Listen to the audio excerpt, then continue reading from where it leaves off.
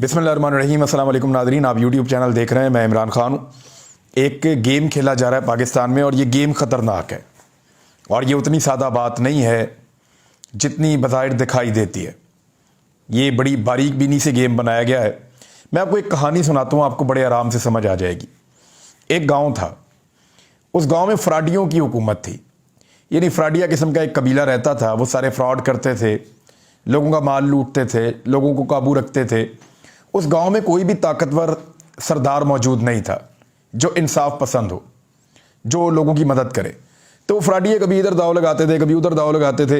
Actually तो वो फ्राडिये नहीं है, कोई और एक ज़ात का नाम लिया था, लेकिन मायूब लगता है किसी ज़ात का नाम लेना, तो मैंने लफ्ज़ फ्राडिया इस्तेमाल किया है उस कबीले के लिए। उस कबीले के लोगों ने लोगों के ऊपर हुकूमत की बड़ा लंबा अरसा तक, और वहाँ पे लोगों को जो है वो आपस में डिवाइड करते थे, लड़वाते थे, खुद भी लड़ते थे झूठ मूठ में, और नूरा कुश्ती करते थे और काबू करके रखा हुआ था उन्होंने सबको। फिर होता यह है कि वहाँ से एक सरदार उठता है और वो सरदार जो है लोगों के दिलों के अंदर जगह बना लेता है। वो ताकतवर होता है, ज़बरदस्त होता है, इंसाफ पसंद होता है, तो आहिस्ता आहिस्ता उन फ्राडियों को कमज़ोर कर देता है। एक वक्त आता है कि वो फ्राडिये इतने कमज़ोर हो जाते हैं कि वो सारे मिलकर भी उस सरदार का मुकाबला नहीं कर सकते। रोज़ाना मुकाबला करने के लिए एक नई चाल चलते हैं, नाकाम हो जाते हैं। रोज़ाना एक नई कोशिश करते हैं, वो सरदार कामयाब हो जाता है। दिन ब दिन उस सरदार की ताकत बढ़ती जाती है। फिर वो फ्राडिये मिलकर सोचते हैं कि हम सारे मिलकर तो इसका मुकाबला कर नहीं सकते, अगर एक और आदमी है जो बहुत ताकतवर है, उसके साथ इसकी लड़ाई करवा दें तो इसमें हमें फ़ायदा हो जाएगा। ये कमज़ोर हो जाएगा या ये उसके साथ लड़ना शुरू हो जाएगा, तो इन दोनों की लड़ाई के अंदर फ़ायदा हमारा हो जाएगा। तो वो एक और ताकतवर आदमी से उसको लड़ाने की कोशिश करते हैं। अब कभी वो इसको आके बताते हैं कि वो आदमी तो तेरी ताकत को मानता ही नहीं है, कभी कहते हैं कि वो तो बहुत ताकतवर है, कभी आकर कोई शुद्ध नहीं छोड़ते हैं, कभी आकर कोई बात करते हैं, कभी आकर कहते हैं, ताने देते हैं कि उस आदमी की ताकत का तुम्हें अंदाज़ा ही नहीं है, वो ये कर देगा, वो कर देगा। अब आप ज़रा गौर करें, इस वक्त पाकिस्तान में भी यही हो रहा है। इमरान खान साहब रवायती पॉलिटिकल पार्टियों और फ्राडियों के बीच में एक सियासतदान के तौर पे उभरे और उन्होंने इतनी बड़ी जगह बना ली कि वो सारे मिलकर इमरान खान का मुकाबला नहीं कर पा रहे। अब जब वो मुकाबला कर नहीं पा रहे तो वो सोच रहे हैं कि ताकतवर तो पाकिस्तान की मिलिट्री एस्टेब्लिशमेंट है, इमरान खान को उससे लड़वा दो। तो पिछली मरतबा तो ये लड़ाई हुई और खूब हुई, और उसमें जो है आपको याद होगा फवाद चौधरी ने शुरू में जब इमरान खान साहब की हुकूमत थी तो फौज के खिलाफ एक ट्रेंड बना था। उसमें उन्होंने पकड़ के बताया था कि ये जाली अकाउंट हैं और ये अकाउंट PMLN के हैं, और इन्होंने PTI वाला बन के फौज के खिलाफ प्रोपेगेंडा किया है। और फिर बाद में जब रिजीम चेंज ऑपरेशन हुआ तो फिर मिलिट्री एस्टेब्लिशमेंट के साथ पाकिस्तान तहरीक इंसाफ या पाकिस्तान के सोशल मीडिया के आम सारिफीन, उनके गिले शिकवे ओपन होना शुरू हो गए। इसका बहुत फ़ायदा उठाया PDM की जमातों ने। उन्होंने फ़ायदा ये उठाया कि ये एस्टेब्लिशमेंट और PTI की लड़ाई लगी रहेगी इमरान खान की, तो हम अपना काम दिखाते रहेंगे, अपना NRO 2 भी मुकम्मल करेंगे, बाकी चीज़ें भी करेंगे। अब हुआ ये है कि जिससे लड़ाई करवाई थी वो उनका दौर ख़त्म हो गया, जनरल कमर जावेद बाजवा साहब का। वो जा चुके हैं और जाते जाते भी वो अपनी बदमज़गी शो कर गए हैं। यानी उस तकरीर में अगर वो सियासी बातें ना करते तो शायद ये कभी पता ना चलता, लेकिन अल्लाह ताला की ऐसी मेहरबानी है पाकिस्तान पे कि हर बंदा जो है उसका सच सामने आ जाता है। तो जनरल बाजवा भी जाते जाते इमरान खान साहब के बारे में इशारों के नायों के अंदर वो बातें कर गए जो उनको नहीं करनी चाहिए थी, और इनको अगर वो ना करते तो शायद कोई भरम रह जाता, लेकिन बातें करके उन्होंने क्लियर कर दिया कि एक्चुअली ये लड़ाई थी और ये एग्जिस्ट करती थी। ये चीज़ तो वो स्टैम्प करके चले गए। अब हुआ ये कि नए आर्मी चीफ आ गए। नए आर्मी चीफ से ये तवक्को की जा रही थी कि वो अपने आप को इस सियासी अमल से या इस गंदी सियासत से दूर रखेंगे और वो किरदार अदा नहीं करेंगे जो इससे पहले वाली मिलिट्री एस्टेब्लिशमेंट कर रही थी। और ये चीज़ बहुत ज़्यादा परेशान कर रही है उन तमाम हलकों को जो इमरान खान का मुकाबला नहीं कर पा रहे। आपने गौर किया, बहुत सारे लोग धमकियां लगाते हैं कि ये आर्मी चीफ लग पता जाएगा। अहमद मीर ने कहा कि आपको जनरल बाजवा याद आया करेगा जो ये आर्मी चीफ करेगा। यानी वो ऐसे नए आर्मी चीफ को बनाकर बता रहे हैं जैसे कोई यमराज आ गया है या आपको मौत का फरिश्ता आ गया है, खुदा ना खास्ता। इस तरह का एक आर्मी चीफ का बनाकर सामने रखने की कोशिश कर रहे हैं कि जनरल आसिम मुनीर पता नहीं कोई मौत का फरिश्ता है, खुदा ना खास्ता। वो पाकिस्तान का आर्मी चीफ है भाई, پاکستان کا آفیسر ہے, پاکستان کا بیٹا ہے, ہماری طرح کا ہی ہے, ہمارے ساتھ کوئی زیادتی تھوڑی کرے گا تو دیکھیں گے. جو میں عرض کر رہا ہوں بات یہ ہے کہ کچھ لوگ اکسا رہے ہیں کہ یہ آرمی چیف یہ کر دیں گے, کسی بھول میں نہ رہنا, یہ ہو جائے گا, وہ گاؤں والوں کی طرح, فراڈیوں کی طرح, ان کے قبیلے کی طرح تانے دے رہے ہیں تاکہ ان کا جو سردار ہے, جو اس وقت طاقتور آدمی ہے, وہ اس آدمی سے جا کے لڑ پڑے. اب ایک نئی حکمت عملی تیار ہوئی ہے. خبر میں آپ کو دے دیتا ہوں, مجھے 2 سورسز سے یہ خبر آئی ہے, 2 مختلف سورسز ہیں, اور دونوں سورسز نے کچھ چیزیں کنفرم کی ہیں. وہ چیزیں میں آپ کے سامنے رکھ دیتا ہوں.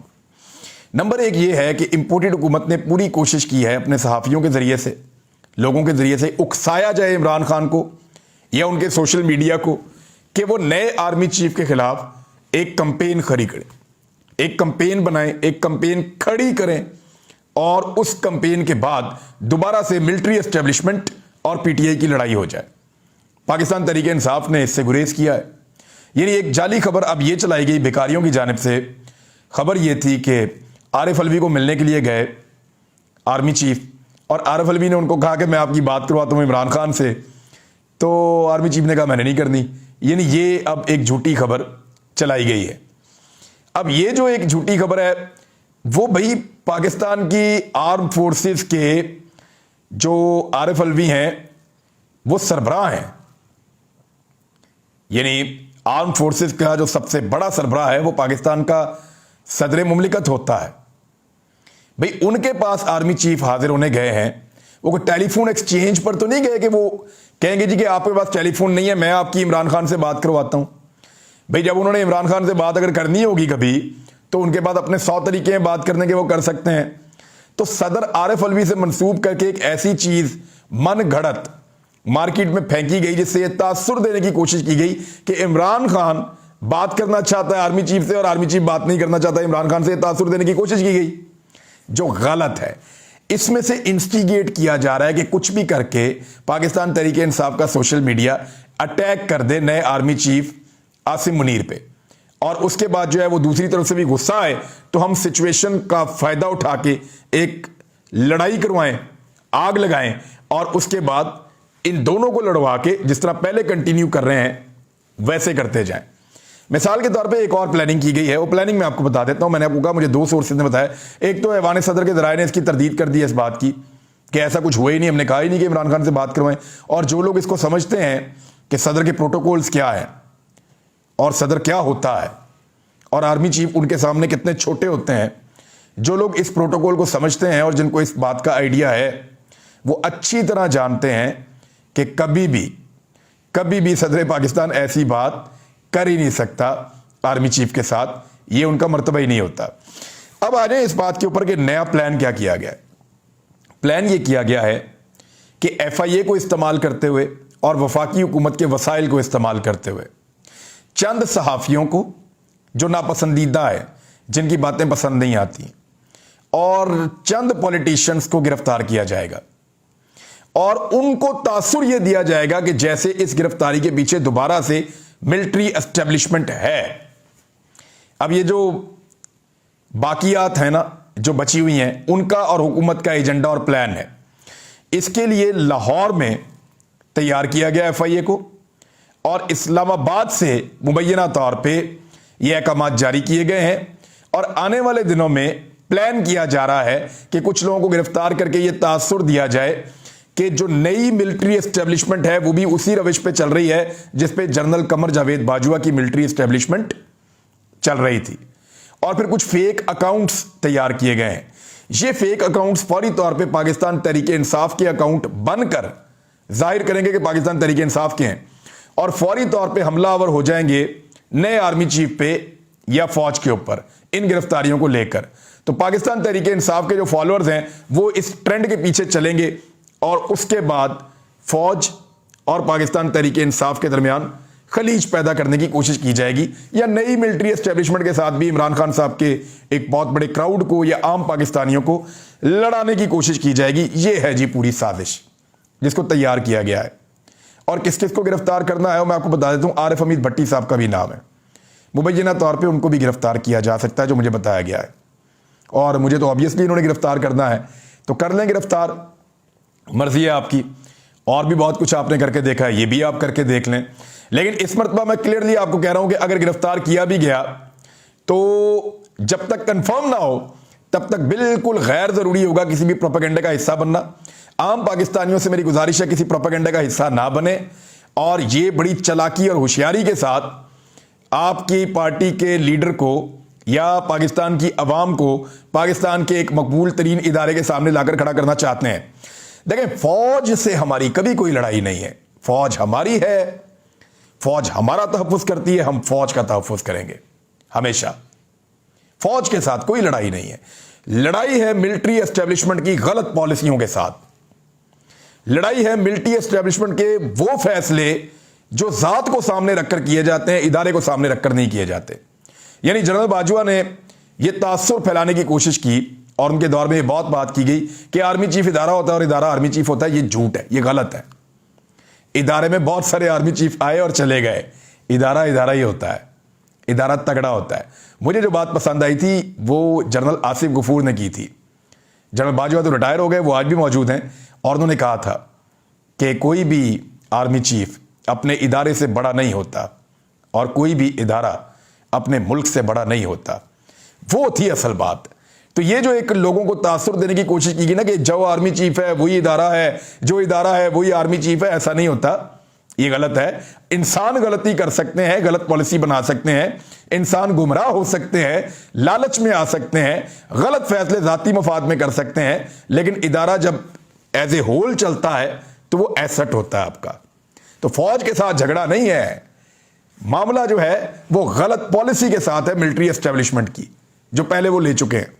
لیکن اب امید کرتے ہیں کہ وہ ایسے غلط فیصلے نہیں کریں گے. بہرحال اس پہ آپ کو سب کو ہوشیار رہنا ہے, پورے پاکستان کو, کہ اگر گرفتار کیا بھی جائے لوگوں کو اور ان کے ساتھ ٹارچر بھی کیا جائے, کچھ بھی کیا جائے, تو اس کو اس وقت تک جب تک کہ کنفرم نہ ہو کوئی ایسی لائن فالو نہیں کرنی چاہیے جو لڑوانے کی کوشش ہو. اور میری گزارش ہے نئی اسٹیبلشمنٹ سے, گو کہ بہت نئے آئے ہیں, وہ کوشش کریں کہ دوسرے اداروں کو اس مقصد کے لیے استعمال نہ کیا جا سکے. باقی ادارے بھی پاکستان کے ادارے ہیں نا, تو ان کو استعمال اگر کوئی کرے گا اس مقصد کے لیے تو یہ پاکستان کی انٹیلیجنس ایجنسی کی ذمہ داری ہے کہ وہ فوج اور عوام کے درمیان خلیج پیدا کرنے کی اس بھونڈی کوشش کو ناکام بنائے, جس کے بارے میں آپ کو ابھی بتا رہا ہوں. اچھا جی, اس کے علاوہ کچھ اور چیزیں ہیں. آپ کو یاد ہے مریم نواز نے ایک بات کی تھی.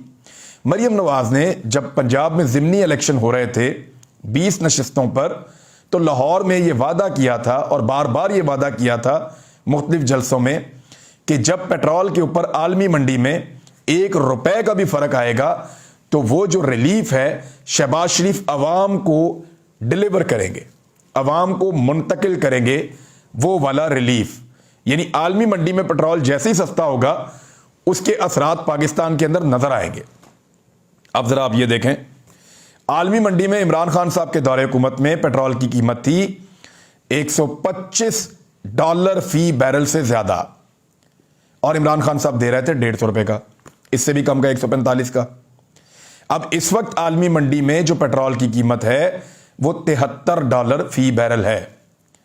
یعنی آپ یہ سمجھ لیں کہ لگ بھگ 50 روپے سے زیادہ, $50 سے زیادہ, 40% قیمت کم ہو چکی ہے پیٹرولیم مصنوعات کی عالمی منڈی کے اندر. لیکن موجودہ امپورٹڈ حکومت نے قیمت کو 145 سے بڑھا کر 230 تک پہنچایا ہوا, ڈیزل تو اس سے بھی مہنگا ہے. اور اب قوم پہ احسان یہ کر رہے ہیں کہ عالمی منڈی میں لگاتار قیمتیں نیچے جا رہی ہیں اور وعدے کے مطابق ریلیف دینے کی بجائے قیمت کو وہیں پہ برقرار رکھا ہوا ہے. یعنی اپنے ٹیکس میں اضافہ کرتے چلے جا رہے ہیں. فرض کریں عالمی منڈی میں قیمت جو ہے $125 فی بیرل ہے, آپ پاکستان میں بیچ رہے ہیں 225 روپے فی لیٹر پیٹرول. اب جیسے جیسے عالمی منڈی میں 110 روپے ہوگی تو آپ کو 15% یا 10% کم کرنی چاہیے. آپ نہیں کریں گے, آپ اپنا منافع بڑھائیں گے. 100 روپے ہوگی تو اس کا مطلب ہے تقریباً کوئی 20% کم ہو گئی ہے, تو آپ کو قیمت یہاں پہ 20% کم کرنی چاہیے. آپ نہیں کریں گے تو آپ ٹیکس اور منافع بڑھائیں گے. اب قیمت اگر 40% کم ہو گئی ہے تو آپ کو 40% کم کرنی چاہیے. 40% کم کرنے کا مطلب ہے کہ ان کو 100-125 تک لانی چاہیے. اگر آپ نہیں کم کریں گے تو پھر آپ اپنا منافع بڑھائیں گے. تو اس طرح یہ حکومت منافع لگاتار بڑھاتی چلی جا رہی ہے. عوام کی جیب کے اوپر ڈاکہ ڈالتی چلی جا رہی ہے.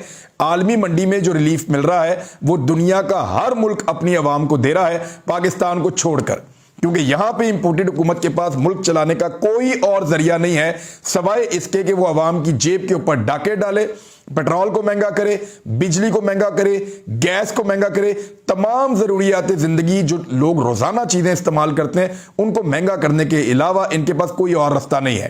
ڈار صاحب نے تو ہاتھ کھڑے کر دیے ہیں. یہ دیکھیں ذرا, یہ خبر ہے دنیا ٹی وی پہ چھپی ہے, حکومت کے پاس پیسے ہی نہیں ہیں تو بینکوں میں کیسے رکھے گی اسحاق ڈار. اور مریم نواز نے اسحاق ڈار کی جو قیمتیں برقرار رکھنے کا فیصلہ ہے اس کے اوپر شاباش ایسے دی ہے, ویل ڈن لکھ کر ایسے شاباش دی ہے جیسے عالمی منڈی میں لگاتار قیمتیں بڑھ رہی ہیں اور اسحاق ڈار نے برقرار رکھی ہوئی ہیں. شاباش تو ایسے دے رہی ہیں, ادھر عالمی منڈی میں قیمتیں کم ہو رہی ہیں اور وہ برقرار رکھنے میں شاباش دے رہی ہے. کون لوگ ہیں بھائی, وہ کدھر سے آ گئے ہیں یہ لوگ؟ عوام کو پاگل سمجھتے ہیں, بیوقوف سمجھتے ہیں. لوگ ان سے بدلہ لیں گے الیکشن میں, اسی لیے یہ لوگ الیکشن میں جانا نہیں چاہتے.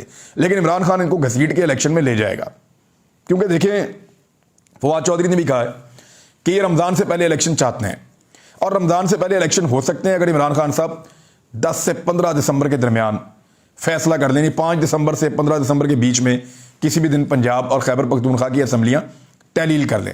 حالت یہ ہو گئی ہے کہ جو پیپلز پارٹی کا یوم تاسیس تھا وہ ایک پروگرام کیا ہے بلاول بھٹو زرداری نے, ذرا اس پروگرام کی آپ حالت دیکھیں. وہ مناظر دیکھ کے جو ہے میں پریشان ہو گیا ہوں کہ یہ کیا ہو گیا اس پارٹی کے ساتھ. پیپلز پارٹی ایک دور میں بڑی پارٹی ہوتی تھی. جس گراؤنڈ میں بلاول جلسہ کر رہے تھے اس گراؤنڈ میں لوگوں نے اپنی اپنی محفل اللہ تعالیٰ لگائی ہوئی تھی. وہ سامنے اسٹیج پہ بلاول بول رہا ہے, پرواہی کسی کو نہیں. 4 بندے ادھر بیٹھے ہیں, 2 ادھر بیٹھے ہوئے ہیں, ایک نے ادھر سگریٹ لگایا ہوا ہے, ایک ادھر گھوم رہا ہے, لوگ اپنی اپنی باتیں کر رہے ہیں. اور یہ وہ سرکاری ملازمین ہیں 2-2.5 ہزار جن کو کہیں سے پکڑ کے لائے تھے, ان کی ٹکے کی دلچسپی نہیں تھی بلاول بھٹو زرداری کو سننے میں. انہوں نے کوئی بات ہی نہیں سنی بلاول کی. اور بلاول نے وہاں تقریر کیا کی کہ بے نظیر بھٹو کی حکومت 2 مرتبہ گرائی گئی, اس کے خلاف سازش کس نے کی؟ بے نظیر بھٹو کے اوپر فتوے لگائے گئے, وہ فتوے کس نے لگائے؟ میں بتا دیتا ہوں بھائی. اسٹیبلشمنٹ کے 2 مورے تھے جو یہ کام کر رہے تھے. فتوے مولانا فضل الرحمان لگا رہے تھے جو آج کل آپ کے بڑے بنے ہوئے ہیں, آپ کے محسن بنے ہوئے ہیں بلاول صاحب, اور سازشیں اسٹیبلشمنٹ کے مورے کے طور پہ نواز شریف صاحب کر رہے تھے جو آج کل آپ کے بقول بہت انقلابی ہیں اور جن کی حکومت کے اندر آپ وزیر خارجہ بنے ہوئے ہیں. تو آپ کی والدہ کے خلاف, شہید محترمہ بے نظیر بھٹو صاحبہ کے خلاف جو سازشیں کرنے والے تھے اور جو فتوے دینے والے تھے, آپ ذرا اٹھ کر پیچھے مڑ کر دیکھیے, آپ انہی کی گود میں بیٹھے ہوئے ہیں حضور. اور اسی وجہ سے آپ کا پورا جلسہ خالی ہے. کوئی آپ سے بات کرنے کو تیار نہیں ہے, کوئی آپ کی بات سننے کو تیار نہیں ہے. عوام ناراض ہو چکی ہے. کراچی میں آپ جلسہ نہیں کر پا رہے, سندھ میں آپ جلسہ نہیں کر پا رہے, کسی جگہ پہ سکرینیں آپ نے لگائی, 15-15 20-20 بندے بیٹھ کے وہ دیکھ رہے تھے. حد ہو گئی ہے. اتنی بے عزتی اور اتنا خرابہ تو آج تک کسی پولیٹیکل پارٹی کے ساتھ نہیں ہوا جو پیپلز پارٹی اور پی ایم ایل این نے اپنا ان 8 مہینوں کے اندر بیڑا غرق کر لیا ہے. ناظرین چیزیں تو اور بھی بہت ہیں لیکن اگلے ویڈیو میں آپ کو بتاؤں گا. اب تک کے لیے اتنے, اپنا خیال رکھیے گا. اللہ حافظ.